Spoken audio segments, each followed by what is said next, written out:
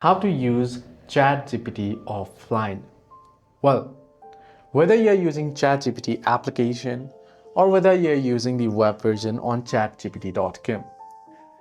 If you head over to ChatGPT right now, so for instance, I'm heading over here and I ask any questions, I give it a task and I submit it, and then I don't have an internet connection and now I want to use it offline. How does it work? If I send it, as you can see, it will not create any response as it cannot link to the server due to the internet connection being off. So there is no any absolute way that you can use ChatGPT offline. While you can run open source large language models, LLMs locally on your computer using software like LM Studio, Ulama or Jan, these tools allow you to download models like GPT, OSS or others that function without internet. However, to use ChatGPT, you will need internet connection. Hope this video was helpful. Do like and subscribe.